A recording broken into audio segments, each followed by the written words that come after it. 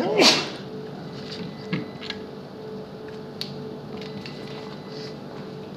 morning, friends.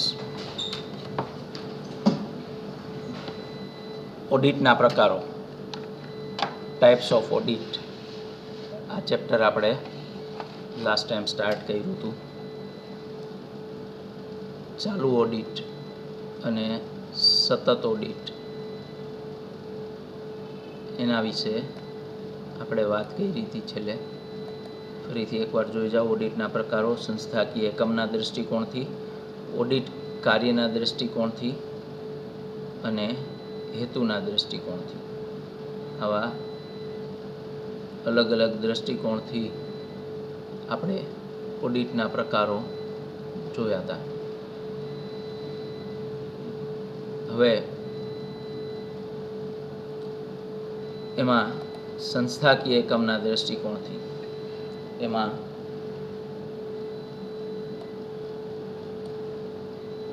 ખાનગી audit અને કાયદાનુસાર audit, આ બંનેની આપણે અગાઉ ચર્ચા પૂરી કરી ચૂક્યા છીએ. ખાનગી ઓડિટ તો એમાં એકાકી વેપારીનું ઓડિટ, ભાગીદારી પેઢીનું ઓડિટ અને ખાનગી સંસ્થાનું ઓડિટ, આ ત્રણ ઓડિટ વિશે આપણે વાત કરી હતી. કાયદાનુસાર ઓડિટમાં સરકારી સંસ્થાનું ઓડિટ, બિન સરકારી સંસ્થાનું ઓડિટ અને જાહેર કંપનીનું ઓડિટ. કાયદા દ્વારા જેનું ઓડિટ ફરજિયાત બનાવાયું છે એ કાયદાનુસાર ઓડિટની વ્યાખ્યામાં આવે. ખાનગી ઓડિટ એટલે જે ફરજિયાત નથી, સ્વૈચ્છિક રીતે પોતાની ઈચ્છાથી ઓડિટ કરાવવું હોય તો કરાવી શકે, ઓડિટ ન કરાવે તો પણ ચાલે. એકાકી વેપારી, ભાગીદારી પેઢી અને ખાનગી સંસ્થા એટલે કે ખાનગી કંપની, એના માટે ઓડિટ ફરજિયાત નથી. પણ સરકારી સંસ્થા, બિન સરકારી સંસ્થા અને જાહેર કંપની એ કાયદાનુસાર ઓડિટ એટલે કે કાયદા દ્વારા જેનું ઓડિટ કરવાનું ફરજિયાત છે, એને વિકલ્પ મળતો નથી. કરાવવું હોય તો કરાવે, ન કરાવવું હોય તો ચાલે, એવું નથી.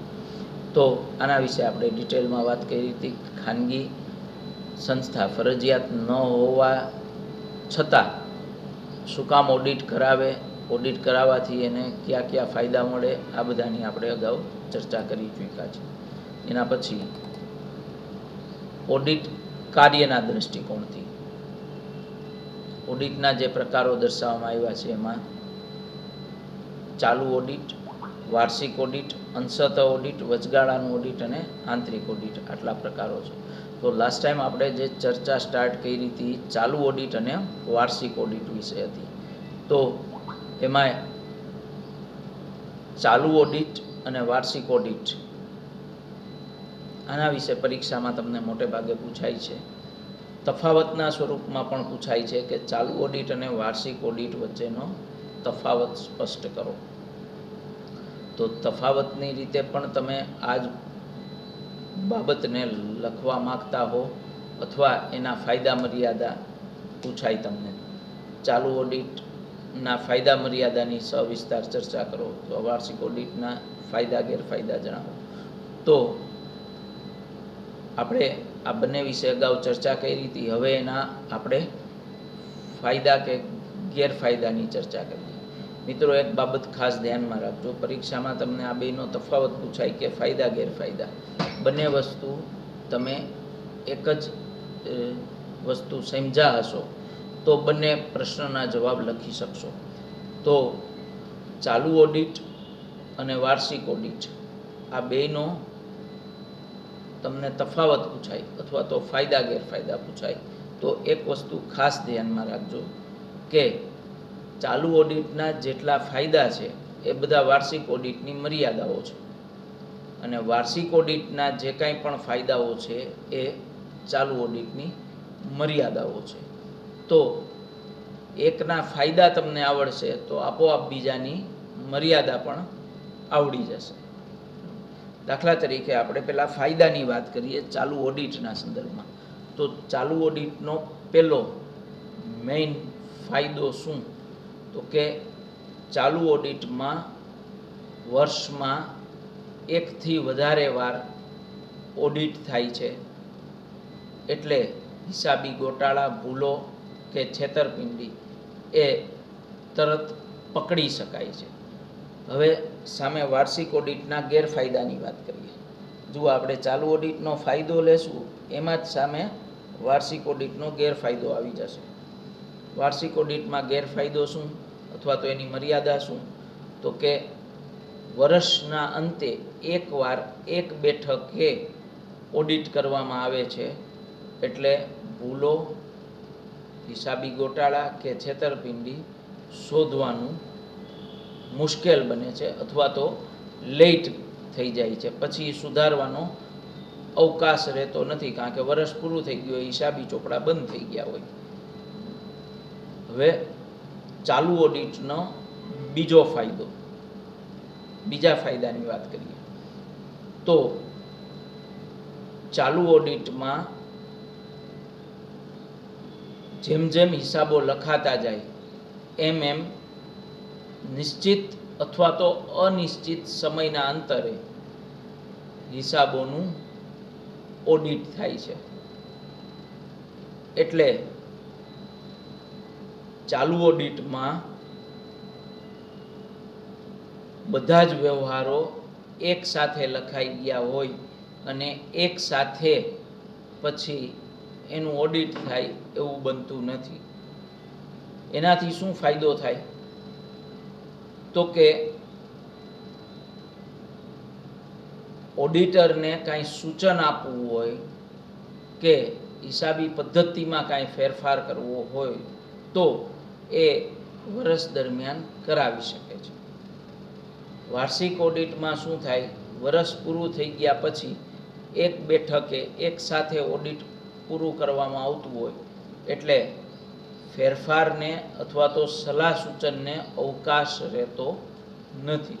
ચાલુ ઓડિટમાં ફેરફારને કે સલાહ સૂચનને અવકાશ રહે છે, વાર્ષિક ઓડિટમાં આવો અવકાશ રહેતો નથી. અને એમાંય પાછું આપણે વાત કરીએ સરકારી સંસ્થા અથવા તો બિનસરકારી સંસ્થા, કોઈ પણ ટ્રસ્ટ અથવા તો કોઈ માની લ્યો કે સહકારી સંસ્થા એટલે કે કોઓપરેટિવ કોઈ સોસાયટી કે એવા કોઈનું જેના માટે કાયદાનુસાર ઓડિટ ફરજિયાત છે, પણ છતાંય જાહેર કંપની, જુઓ આ વ્યવસ્થા છે એ બીજા કરતાં જુદી પડે છે. શું કામ? તો કે જાહેર કંપની એટલે કે લિમિટેડ કંપની પોતાના ઓડિટરને પોતે નક્કી કરી શકે છે. એટલે કે ઓડિટર તરીકે કોને રાખવો એ કંપની પોતે નક્કી કરી શકે. એટલે કે કંપનીના ડિરેક્ટરો સજેસ્ટ કરે અને શેરહોલ્ડરોની સામાન્ય સભામાં ઓડિટર કોને રાખવો એ નક્કી થાય અને એ ઓડિટરની નિમણૂક થઈ જાય. દર વર્ષે નિમણૂકને પાછી બહાલી આપવામાં આવે, એટલે કે નિમણૂક કન્ટિન્યુ કરવામાં આવે. જો ઓડિટર સાથે કાંઈ વાંધો ન પડે તો જાહેર કંપનીમાં વર્ષો સુધી એનો એ ઓડિટર રહેતો હોય. પણ સરકારી સંસ્થા એનું ઓડિટ તો કે સરકારે નિમેલી વ્યક્તિ કરશે અને બિન સરકારી સંસ્થા એટલે દાખલા તરીકે કોઈ NGO છે, નોન ગવર્મેન્ટ ઓર્ગેનાઇઝેશન, અથવા તો કોઈ પણ ધાર્મિક, સાર્વજનિક કે કોઈ અન્ય પ્રકારનું ટ્રસ્ટ છે, તો એવી કોઈ સંસ્થા અથવા તો કોઈ સહકારી સંસ્થા, તો એનું ઓડિટ કરવાનું છે. તો આ બધામાં સરકારી સંસ્થા અને આવી બિન સરકારી સંસ્થા, તો એમાં દર વર્ષે ઓડિટર બદલી જતો હોય. એટલે કે દર વર્ષે ઓડિટર તરીકે કોણ આવશે એ સંસ્થાના લોકોને પહેલેથી ખબર ન હોય. દર વર્ષે નવા ઓડિટરને મૂકવામાં આવે. આની પાછળનો હેતુ એવો કે ઓડિટર છે એ જે તે સંસ્થા સાથે કોઈ સેટિંગ કરી અને દર વર્ષે હિસાબોમાં કાંઈ ગોલમાલ ન કરી શકે. તો દર વર્ષે જ્યારે નવા ઓડિટરને મૂકવામાં આવતો હોય ત્યારે ઓડિટર હિસાબી વર્ષ પૂરું થઈ ગયા પછી, વાર્ષિક ઓડિટમાં શું થાય તો કે હિસાબી વર્ષ પૂરું થઈ ગયું, એણે ખાલી ચોપડા જોઈ લેવાના છે. એ સલાહ સૂચન કરવાનું કે આવું કાંઈ બહુ વિચારશે જ નહીં. શું કામ? તો કે બીજા વર્ષે પછીના વર્ષે તો એણે ઓડિટ કરવાનું નથી, કોઈ નવો ઓડિટર આવવાનો છે. એમ કે મારું આ એક વર્ષ પૂરતું કામ છે, હું પૂરું કરી નાખું, આગળ પછી જેને જે કરવું હોય એ કરે. એટલે વ્યક્તિગત રસ લઈ અને એમાં એ કામ કરશે નહીં, કારણ કે વાર્ષિક ઓડિટમાં વર્ષ પૂરું થઈ ગયું હોય છે. હવે આગળ વાત કરીએ ચાલુ ઓડિટનો બીજો ફાયદો આપણે જોયો. એના પછી ત્રીજા નંબરે ચાલુ ઓડિટમાં શું ફાયદો થાય, તો કે ચાલુ ઓડિટ છે એમાં હિસાબી વ્યવહારોનું પ્રમાણ બહુ મોટું થઈ ગયું હોય, ઘણા બધા હિસાબી ચોપડા અને દસ્તાવેજો ભેગા થઈ ગયા હોય અને એક સાથે ઓડિટ કરવું પડે એવું બનતું નથી. હિસાબો થોડા થોડા જેમ જેમ લખાતા જાય એમ એનું ઓડિટ કરાતું જાય તો ઓડિટર પોતાના ફુરસદના સમયે, નિરાંતના સમયે શાંતિથી જોઈ અને ઓડિટ કરી શકે છે. એટલે કે ઓડિટર છે એણે ઉતાવળે ઓડિટ કરવું પડતું નથી, કારણ કે વચ્ચેનો સમય 6 મહિનાનો એવો હોય ઓડિટર પાસે. આમ ઇફેક્ટિવલી વિચારો તો નવેમ્બર, ડિસેમ્બર, જાન્યુઆરી, ફેબ્રુઆરી, માર્ચ અને એપ્રિલ આ 6 મહિનાનો સમય એવો હોય કે ઓડિટર ઓલમોસ્ટ ફ્રી જ હોય.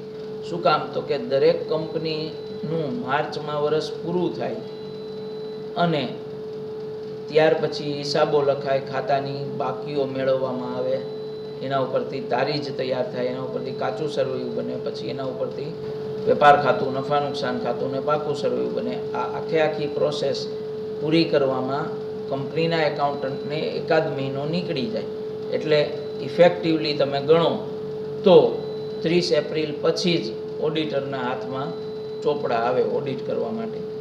લાસ્ટ ડેટ શું, ક્યાં સુધીમાં એને પૂરા કરવા જોઈએ, તો કે આમ ઓફિશિયલ ડેટ સપ્ટેમ્બર એન્ડ સુધીની. તો એપ્રિલ, મે, જૂન, જુલાઈ, ઓગસ્ટ અને સપ્ટેમ્બર, તો આ 6 મહિનાનો સમય ઓડિટર માટે પીક ટાઈમ ગણાય. કારણ કે જેટલી કંપનીઓનું વાર્ષિક ઓડિટ કરવાનું હોય એ બધાનું ઓડિટ એ ટાઈમે એણે કરવાનું હોય. એટલે એ 6 મહિના એનું શેડ્યુલ વધારે હેક્ટિક હોય, વધારે ઝડપથી એ કામ પૂરું કરવા માગતો હોય. જ્યારે બાકીના 6 મહિના છે જે નવેમ્બરથી એપ્રિલ સુધીના, એ 6 મહિનામાં ઓડિટર છે એ ઓલમોસ્ટ ફ્રી હશે. ઓક્ટોબરથી માર્ચ આમ તો એ 6 મહિનાનો સમયગાળો એવો છે કે ત્યારે ઓડિટર છે એ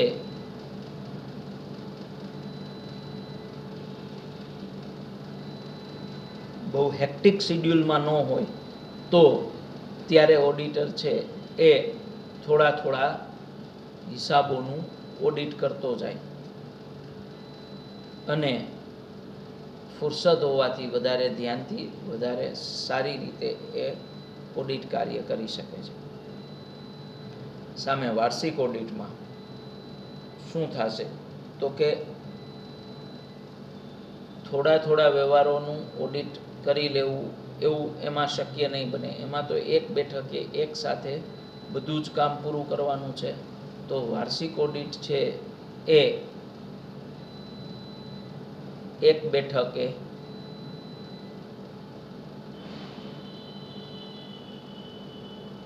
ઝડપથી પૂરું કરવાનું હોવાથી વાર્ષિક ઓડિટમાં ઓડિટરને વધારે ઊંડાણપૂર્વકની તપાસ કરવાનો સમય મળતો નથી. એના પછી ચાલુ ઓડિટમાં ઓડિટર ગમે ત્યારે હિસાબી ચોપડાઓ માગશે ઓડિટ કરવા માટે, તો એકાઉન્ટ વિભાગના કર્મચારીઓ ઉપર એક પ્રકારનો નૈતિક અંકુશ રહે છે કે ઓડિટર છે એ ગમે ત્યારે આવશે અને ચોપડા ઓડિટ કરવા માટે માગશે.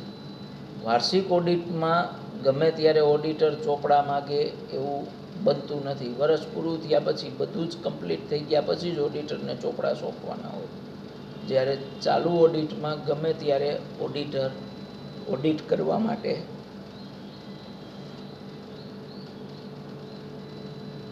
ચોપડા માગશે. એટલે ચાલુ ઓડિટની અંદર કર્મચારીઓ ઉપર એક પ્રકારનું નૈતિક અંકુશ રહે છે કે ગમે ત્યારે ઓડિટર આવશે અને ચોપડા માગશે એટલે ચોપડા એ પૂરા સમયસર રોજે રોજનું કામ રોજે રોજ પતાવવાની જ ગણતરી રાખશે, વધારે કામ ભેગું નહીં કરે અને એનાથી ભૂલો થવાની કે હિસાબી ગોટાળા થવાની શક્યતા પણ ઘટી જાય. જ્યારે વાર્ષિક ઓડિટમાં એનાથી ઊંધું થાય. એક જ બેઠકે એકવાર ઓડિટ કામ થતું હોય એટલે એમાં ભૂલોની શક્યતા હિસાબો લખાણા હોય ત્યારે વધારે રહી હોય. તો આવા બધા ચાલુ ઓડિટના ફાયદા છે જે એ વાર્ષિક ઓડિટની મર્યાદા બને છે. હવે એનાથી ઉલટું ચાલુ ઓડિટમાં શું ગેરફાયદા થાય છે? તો ચાલુ ઓડિટના ગેરફાયદા એ વાર્ષિક ઓડિટના ફાયદા બને છે. તો ચાલુ ઓડિટમાં કેવા ગેરફાયદા અથવા તો એની મર્યાદાઓ પહેલાં તમને એકાદ મિનિટનો સમય આપું છું. આપણે આ જે કાંઈ પણ ચર્ચા કરી ચાલુ ઓડિટના ફાયદા અને વાર્ષિક ઓડિટની મર્યાદાઓની, તો હવે એના ઉપરથી તમે વિચારી શકો. આ 1 મિનિટનો સમય તમારા માટે એટલા માટે છે કે આ 1 મિનિટમાં તમારે વિચારવાનું છે કે ચાલુ ઓડિટની મર્યાદાઓ કઈ કઈ અને વાર્ષિક ઓડિટમાં ફાયદા કયા કયા. ક્લાસરૂમમાં હોય તો હું તમને ઊભા કરીને પૂછી શકું, તમારું ઇન્વોલ્વમેન્ટ પણ વધારી શકાય. ઓનલાઈનમાં એ શક્ય નથી એટલે તમને ફક્ત વિચારવા માટેનો સમય આપું છું. વિચારી અને નક્કી કરો કે ચાલુ ઓડિટની મર્યાદા શું હોઈ શકે અને વાર્ષિક ઓડિટના ફાયદા શું હોઈ શકે. યોર ટાઈમ સ્ટાર્ટ્સ નાઉ.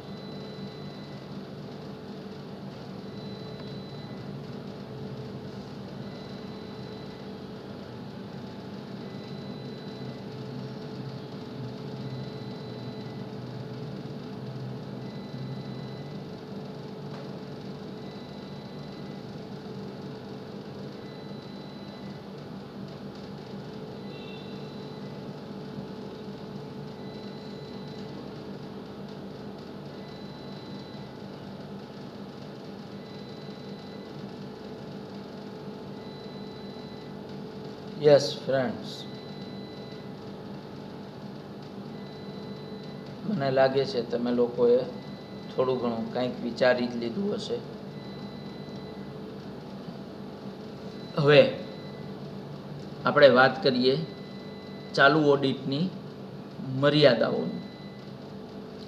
તો ચાલુ ઓડિટની પહેલી મહત્વની મર્યાદા એ છે કે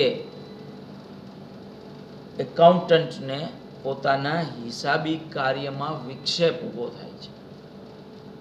વારે ઘડીએ ઓડિટર ચોપડા મંગાવી લે,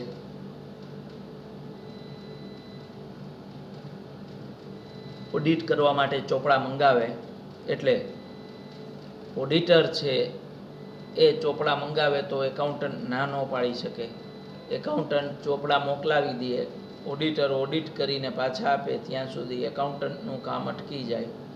તો આવું વર્ષમાં 3-4 વાર બને તો એને પોતાના હિસાબી કાર્યમાં વિક્ષેપ ઊભો થાય. એને આવો હસ્તક્ષેપ બહુ ગમશે નહીં અને એકાઉન્ટન્ટ આ વ્યવસ્થાથી નારાજ થશે. સામે વાર્ષિક ઓડિટમાં ફાયદો શું છે? તો કે હિસાબ પૂરા થઈ ગયા પછી ઓડિટરને સોંપવાના છે. બધું જ ખાતા બંધ થઈ ગયા, વર્ષ પૂરું થઈ ગયું પછી એ ચોપડાની એકાઉન્ટન્ટને તાત્કાલિક કાંઈ જરૂર પડવાની જ નથી. ઓડિટરને સોંપી દીધા પછી ઓડિટર મહિને 2 મહિને કે જ્યારે એની અનુકૂળતાએ પાછા આપે ચોપડા, ત્યાં સુધી એકાઉન્ટન્ટનું કાંઈ કામ અટકતું નથી. આ વાર્ષિક ઓડિટમાં ફાયદો થાય છે, જે ચાલુ ઓડિટમાં મર્યાદા છે. હવે એના પછી બીજો મુદ્દો, ચાલુ ઓડિટ છે એની બીજી મર્યાદા એવી છે કે ચાલુ ઓડિટમાં વર્ષમાં 1 થી વધારે વાર ઓડિટર ઓડિટ કરતો હોય તો ઓડિટ કરી અને એ હિસાબી ચોપડા કે દસ્તાવેજો પાછા સોંપી દે છે. હવે દાખલા તરીકે હું એકાઉન્ટન્ટ છું કંપનીનું, મેં 20 પાના કોઈ પણ લેઝર કે કોઈ હિસાબી ચોપડામાં મેં 20 પાના લખી નાખ્યા છે. પછી હું ઓડિટરને ઓડિટ કરવા આપું છું. ઓડિટર ઓડિટ કરી નાખે પછી હું એ 20 પાનામાંથી કોઈ પણ પાનામાં ફેરફાર કરી નાખું તો ઓડિટરે ઓડિટ કરી નાખ્યા પછી હિસાબોમાં ફેરફાર કરી નાખવામાં આવે તો ઓડિટરને એ બાબતે કાંઈ ખબર પડતી નથી, કારણ કે ઓડિટરે તો ઓડિટ કરીને સોંપી દીધા ચોપડા પાછા, પણ હજી એના ઉપરથી બેલેન્સ શીટ બન્યું નથી. તો બેલેન્સ શીટ નથી બન્યું છેલ્લું ત્યાં સુધી ઓડિટરની જવાબદારી તો બને જ છે, પણ હિસાબી ચોપડામાં કે દસ્તાવેજોમાં ફેરફાર કરી નાખવામાં આવે તો ઓડિટરને એ બાબતની ખબર પડતી નથી. ચાલુ ઓડિટમાં આવું બને. વાર્ષિક ઓડિટમાં આ પ્રશ્ન આવતો નથી, કારણ તો કે વર્ષ પૂરું થઈ ગયા પછી, બધું જ પતી ગયા પછી ઓડિટરને ચોપડા સોંપ્યા છે, એટલે પછી એમાં ઓડિટર કોઈ ફેરફાર કરે નહીં કે કરી શકે નહીં, કારણ કે પછી તો બધું જ ખાતા બંધ થઈ ગયા છે, બાકી ખેંચાઈ ગઈ છે, પાકું સરવૈયું બની ગયું છે, તો પછી ફેરફારને કોઈ અવકાશ રહેતો નથી. એના પછી નેક્સ્ટ મુદ્દો, ચાલુ ઓડિટની મર્યાદાના સંદર્ભે. ચાલુ ઓડિટમાં એવું બનશે કે ઓડિટર છે એ અવારનવાર ઓડિટ કરવા માટે આવતો હોય કંપનીમાં, તો એકાઉન્ટ વિભાગના કર્મચારીઓ કે એની સાથે એને ભાઈબંધી જેવું થઈ જાય, મિત્રતા કેળવાઈ જાય, તો પછી ઓડિટનો જે હેતુ છે એ સરતો નથી. એટલે કે ઓડિટ છે એ યોગ્ય રીતે થવું જોઈએ એ થાય નહીં, કારણ કે પછી મિત્રતા થઈ જાય, ભાઈબંધી થઈ જાય, તો ઓડિટરની જે ભૂલો પ્રત્યે એકાઉન્ટન્ટની જે ભૂલો હોય એના પ્રત્યે ઓડિટરે ધ્યાન દેવું જોઈએ. એ યોગ્ય રીતે ધ્યાન દે નહીં, અથવા તો આંખ આડા કાન કરશે. વાર્ષિક ઓડિટમાં ઓડિટર વર્ષ પૂરું થઈ ગયા પછી જ મોટે ભાગે ઓડિટ કરે છે, અને વર્ષ પૂરું થઈ ગયું એટલે ચોપડાની જરૂર ન હોય, એટલે ત્યાં ને ત્યાં ઓડિટ કરવું એવું જરૂરી ન હોવાથી ઓડિટર ચોપડા પોતાને ત્યાં લઈ જાય અને પછી નિરાતે ઓડિટ કરી અને પાછા સોંપે છે. એટલે એમાં કંપનીમાં રહીએ, થોડાક દિવસ રોજ રોકાય, આવે, કંપનીના કર્મચારી સાથે, ખાસ કરીને એકાઉન્ટ સેક્શનના કર્મચારી એટલે કે એકાઉન્ટન્ટ કે એની સાથે ભાઈબંધી થઈ જાય અને ઓડિટર કોઈ બાબતને નજરઅંદાજ કરે, એવું એમાં બહુ જોવા મળતું નથી. એના પછીની મર્યાદા, ઓમાં પણ 4 મર્યાદા જોઈતી, આમાં પણ 4 મર્યાદાની આપણે વાત કરીએ તો ચોથી મર્યાદા એવી છે કે ચાલુ ઓડિટની અંદર ઓડિટર અવારનવાર ઓડિટ કાર્ય કરવા આવતો હોય તો સ્વાભાવિક છે કે વાર્ષિક ઓડિટ કરતાં એ ચાર્જ વધારે લેશે. વાર્ષિક ઓડિટનો ચાર્જ ઓછો હોય પણ ચાલુ ઓડિટ નિશ્ચિત સમયના અંતરે કરવાનું હોય એટલે એમાં ચાર્જિસ વધારે હોય. ચાલુ ઓડિટ છે એ થોડું વધારે ખર્ચાળ સાબિત થાય એટલે દરેક પ્રકારની કંપનીઓને એ પોસાતું નથી. જ્યારે વાર્ષિક ઓડિટમાં એવો પ્રશ્ન આવતો નથી. તો આ ચાલુ ઓડિટ અને વાર્ષિક ઓડિટના ફાયદા મર્યાદાની આપણે ચર્ચા કરી. એકનો ફાયદો છે બીજાની મર્યાદા છે એટલે તફાવત પણ તમારે લખવાનો હોય તો આ રીતના ફાયદા મર્યાદા ઉપરથી તમે તફાવત પણ લખી શકો. હવે ચાલુ ઓડિટ અને વાર્ષિક ઓડિટ પછીનો topic અંશતઃ audit, partly audit. અંશતઃ audit એટલે શું? માની લ્યો કે તમારી ઘરની મુલાકાત લીધા પછી કોઈ મુલાકાત લેનાર વ્યક્તિને એમ લાગે કે હા આ ઘરમાં તો ચોખ્ખાઈ, સુઘડ, સ્વચ્છ બધું બહુ સારું છે, તો પછી એને વધારે વાર મકાનનું કે ઘરનું ઓબ્ઝર્વેશન કરવાની જરૂર પડતી નથી. એમને જ કહી શકે કે બધું સારું છે. એવું જ ઓડિટરના કેસમાં છે કે ઓડિટર પણ એકવાર જોઈને પૂરું જજમેન્ટ લઈ શકે નહીં, સિવાય કે એની પાસે વર્ષોનો અનુભવ હોય તો એ વસ્તુ શક્ય બની શકે. અંશતઃ ઓડિટ શું કહે છે તો કે અમુક જ વ્યવહારો અથવા તો અમુક જ હિસાબી બાબતોનું ઓડિટ કરવામાં આવે તો એ અંશતઃ ઓડિટ કહેવાય. જેમાં બધા જ વ્યવહારો કે બધા હિસાબી ચોપડાઓ, બધા દસ્તાવેજો તપાસવામાં આવતા નથી, પણ કોઈ ચોક્કસ હેતુને ધ્યાનમાં રાખી અને એ હેતુસર અમુક બાબતો અથવા તો જે હેતુ છે એને સ્પર્શતી બાબતોને ધ્યાનમાં લઈ અને સર્વે કરવામાં આવે તો એના ઉપરથી જે ઓડિટ થાય એ અંશતઃ ઓડિટ કહેવાય. જેમાં બધા જ વ્યવહારો કે બધા જ હિસાબી ચોપડાઓ કે બધા જ દસ્તાવેજો તપાસવાના નથી.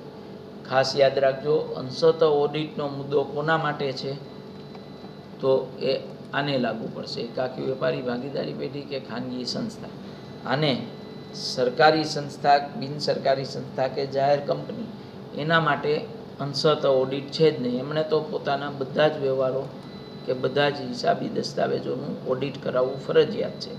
અંશતઃ ઓડિટ કોને લાગુ પડે તો કે જેના માટે ઓડિટ ફરજિયાત નથી અને છતાંય એણે અમુક બાબતોનું ઓડિટ કરાવવું છે તો એ અંશતઃ ઓડિટનો આશરો લઈ શકે. જેમાં ઓડિટરે બધું જ ચકાસવાનું નથી પણ જ્યાં જેટલું જે જરૂરી હોય એટલી બાબતની એ ચકાસણી કરી લેશે એટલે એને અંશતઃ ઓડિટ કહેવામાં આવે છે. એના પછીનો ટોપિક છે આપણો વચગાળાનું ઓડિટ, ઇન્ટ્રીમ ઓડિટ. તમે ઇન્ટ્રીમ ડિવિડન્ડ શબ્દ ઘણી વખત સાંભળ્યો છે. જ્યારે વાર્ષિક હિસાબોનો દાખલો ગણતા હો ત્યારે તમે ઇન્ટ્રીમ ડિવિડન્ડની પણ ગણતરી કરેલી છે. તો આ ઇન્ટ્રીમ ઓડિટ એટલે શું? વચગાળાનું ઓડિટ અથવા તો જેને અંગ્રેજીમાં કહેવાય ઇન્ટ્રીમ ઓડિટ. તો ઇન્ટ્રીમ ઓડિટ એટલે શું તો કે વચ્ચેના સમયમાં, વર્ષ પૂરું નથી થયું કંપનીને, હજી 6 મહિના કે એટલો જ સમય થયો છે અને એટલા જ સમયના હિસાબોનું ઓડિટ કરવું હોય તો એને વચગાળાનું ઓડિટ. વચગાળાનું ઓડિટ ક્યારે કરવામાં આવે તો કે જ્યારે ઓડિટરને એમ લાગે કે કંપનીના હિસાબોમાં કંઈક સુધારા વધારાની જરૂર છે અથવા તો કંઈક ફેરફારની જરૂર છે તો એવા સમયે વચગાળાના ઓડિટ માટે સજેશન આપે. અથવા બીજો મુદ્દો, તો વચગાળાનું ઓડિટ ક્યારે કરવામાં આવતું હોય તો કે જ્યારે કંપની વચગાળાનું ડિવિડન્ડ ચૂકવવા માગતી હોય. વચગાળાનું ડિવિડન્ડ ચૂકવી અને કંપની શેરહોલ્ડરોને વધારે રાજી કરવા માગતી હોય, શેરના બજાર ભાવ ઊંચા લઈ આવવા માગતી હોય કંપની, તો એવા સંજોગોમાં વચગાળાનું ઓડિટ કંપની કરતી હોય છે. વચગાળાનું ઓડિટ કર્યા પછી ઓડિટર લીલી ઝંડી આપે તો જ તમે આગળની કાર્યવાહી કરી શકો. એટલે વચગાળાનું ઓડિટ એ રીતના મહત્વનું છે. અને છેલ્લો ટોપિક આંતરિક ઓડિટ, ઇન્ટરનલ ઓડિટ. કંપની પોતાના જ ઇન્ટરનલ સ્ટાફમાંથી કોઈને ઓડિટર તરીકે નિમે અથવા તો ઓડિટર ટાઈપની જવાબદારી આપે, અથવા માની લ્યો કે કંપનીમાં 4 એકાઉન્ટન્ટ છે, ચારેય અલગ અલગ કામ કરે છે, તો એ ચારેયના કામનું કમ્પાઇલેશન કરતાં પહેલાં શું કરવું જોઈએ આપણે? તો કે એ 4 જે વ્યક્તિઓ છે એની જે બાબતો છે એમાં એક વ્યક્તિએ કામ કરેલું હોય તો એનું બીજી વ્યક્તિ ઓડિટ કરી લે. એટલે આંતરિક ઓડિટ એકબીજા પાસેથી જ કરાવી લેવામાં આવે. એના માટે કોઈ નવો માણસ નિમવાની જરૂર નથી. જો તમારી પાસે એક જ એકાઉન્ટન્ટ હોય અને એણે જે કાંઈ પણ કર્યું છે એમાં ક્યાંય ભૂલ નથી કરી એ ચકાસવું હોય તો તમારે વધારે ધ્યાન દેવાનું રહેશે. તો આંતરિક ઓડિટ કંપની પોતાના જ કોઈ ઓડિટર પાસેથી આ બધું ચકાસાવી લે કે બધું તૈયાર કરાવી લે, એને આંતરિક ઓડિટ કહેવાય. તો ઓડિટ કાર્યના દૃષ્ટિકોણથી ઓડિટના આ 5 પ્રકારો પાડવામાં આવ્યા છે, જેની આપણે આજે વિસ્તૃત ચર્ચા કરી. નેક્સ્ટ ટાઈમ આપણે આગળ વધશું ત્યારે આ છેલ્લો હેતુના દૃષ્ટિકોણથી કયા કયા પ્રકારો પાડવામાં આવ્યા છે એની આપણે ચર્ચા કરશું. મિત્રો, આજ પૂરતું આટલું જ. નેક્સ્ટ ટાઈમ આગળ વાત કરીએ તે પહેલાં તમને બધાને થેન્ક યુ, ખૂબ આભાર.